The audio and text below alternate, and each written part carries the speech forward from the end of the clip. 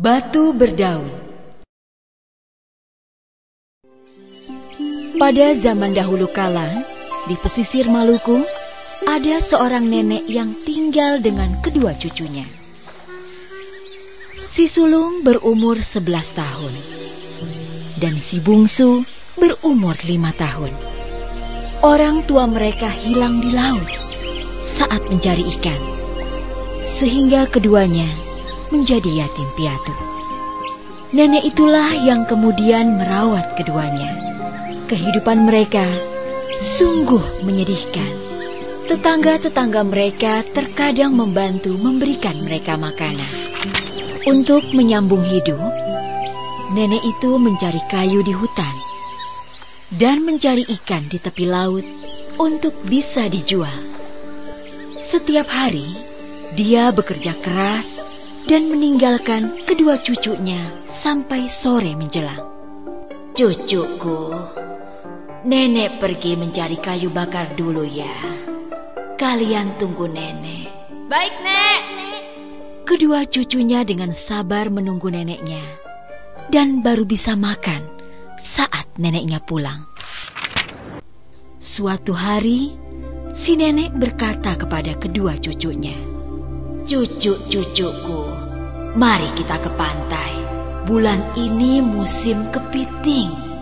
Mari kita cari kepiting-kepiting supaya kita bisa makan enak hari ini." Kedua cucunya menyambut dengan gembira. Mereka pun berjalan bersama menuju pantai dengan penuh sukacita. Betapa bahagianya si nenek melihat kedua cucunya riang gembira. Mereka melupakan rasa lapar mereka sejenak. Sesampainya di pantai, mereka memasang bubu, yaitu alat untuk menjerat kepiting. Si sulung dan si bungsu dengan semangat memasangnya. Lalu mereka pergi bermain. "Cucuku, nenek hendak pergi ke hutan mencari kayu bakar. Kalian bermain dulu ya." "Baik, Nek," kata keduanya. Sepeninggal neneknya, mereka bermain dengan riang gembira. Mereka berenang, membuat istana dari pasir, dan bahkan saling berkejaran. Mereka benar-benar melupakan rasa lapar mereka. Tak lama kemudian, si nenek muncul dengan membawa kayu bakar. Dia memanggil cucu-cucunya. "Cuk, ayo kita lihat bubu yang kita pasang." Kedua cucunya langsung mengangguk penuh semangat. Mereka memeriksa bubu satu demi satu. Ternyata kepiting yang tertangkap cukup banyak. "Nek, kita bisa makan enak hari ini. Lihat, kepiting-kepiting ini banyak sekali." Neneknya mengangguk dan tersenyum. "Cuk, nenek harus menjual kayu bakar ini dulu. Kalian pulang dan masaklah semua kepiting ini. Kalian boleh makan dulu. Tapi ingat, sisakan kaki-kaki kepiting itu untuk nenek." "Baik, Nek." "Ingat, jangan kalian langgar perintah nenek." "Iya, Nek." Kedua cucu nenek itu segera pulang dengan gembira. Mereka memasang kepiting-kepiting itu dan memakannya dengan sepiring nasi sisa kemarin. Enak sekali ya, Kak. Sesuai perintah neneknya, mereka menyisakan kaki-kaki kepiting untuk neneknya. "Kakak, kita main lagi yuk," ajak si adik. Mereka pun bermain di sekitar rumah. Setelah bermain, si bungsu merasa lapar lagi.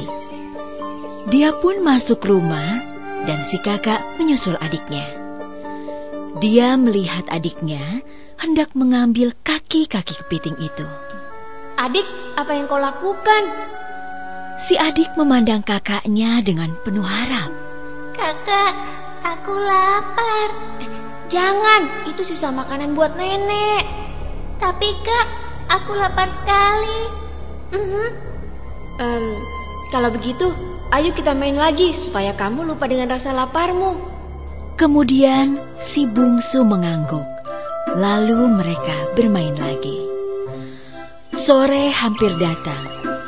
Namun si nenek belum juga pulang. Si adik menjadi resah. Dia tidak kuat menahan lapar. Dia pun lari ke dalam rumah. Di dalam rumah, si adik sedang menangis karena lapar. Kemudian si kakak bertanya, Kenapa kau menangis? Maafkan aku, Kak. Tapi aku lapar sekali. Jadi terpaksa aku mau makan kepiting itu. Tapi Dik, nenek belum pulang. Tolong, Kak. Nenek pasti mengerti. Akhirnya, karena tidak tahan melihat adiknya yang menangis, si sulung memberikan kepiting itu kepada adiknya. Dia makan dengan lahap. Melihat adiknya begitu lahap, si kakak ikut mengambil kepiting itu. Tanpa sadar, mereka sudah menghabiskan kepiting-kepiting itu. Kemudian nenek mereka pulang tanpa membawa uang. Kayu bakarnya belum laku. Perutnya sangat lapar. Dia segera mencari kepiting-kepiting itu, namun tidak menemukannya. "Cuk, di mana kaki kepiting untukku?" Maaf, Nek. Kami sudah memakannya. "Hah? Kenapa kalian menghabiskannya? Bukankah tadi sudah nenek bilang agar kalian menyisakan kakinya untuk nenek?" Maafkan kami, Nek. Adik tidak kuat menahan lapar, sehingga aku memberikan semua kepiting itu untuknya. Mendengar semua itu, sedihlah hati nenek. Dia meninggalkan kedua cucunya dan pergi ke hutan. Di hutan itu ada sebuah batu besar yang mirip daun. Si nenek duduk di sana sambil menangis. Hari sudah gelap, namun nenek itu tetap di sana. Begitu sedih hatinya karena cucu-cucunya tidak menuruti perintahnya. Dia pun berkata pada batu berdaun itu, "Wahai batu berdaun, betapa sakit hatiku. Kedua cucuku tidak mau mendengarkan aku. Tidak ada gunanya aku hidup. Wahai batu berdaun, telanlah aku." Batu itu tidak bergerak.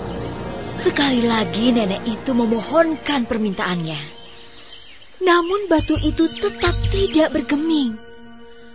Akhirnya pada permohonan yang ketiga, terbukalah batu itu dan si nenek tersedot ke dalamnya. Setelah menyedot nenek itu, batu itu segera terkatup kembali. Kedua cucu itu melihat batu itu menyedot neneknya. Mereka berlari untuk menyelamatkan neneknya, namun terlambat. Neneknya sudah tertelan dan batu itu sudah mengatup. Sungguh sedih kedua cucu itu. Mereka bersimpuh di batu itu dan memohon permintaan. Nenek, keluarkan nenekku. Nenek. Telanlah kami. Tidak ada lagi yang merawat kami. Apa gunanya kami hidup? Kami ingin menyusul nenek.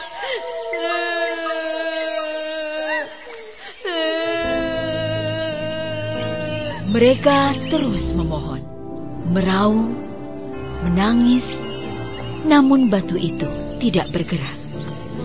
Hingga mereka memukul-mukul batu itu. Maafkan kami. Kami sudah bersalah. Kami mohon ampun. Tolong kembalikan nenek kami. Mereka terus menangis sampai lelah. Hingga akhirnya mereka tertidur. Keesokan harinya, mereka ditemukan tetangganya yang kemudian merawat kedua anak sebatang kara tersebut dengan baik.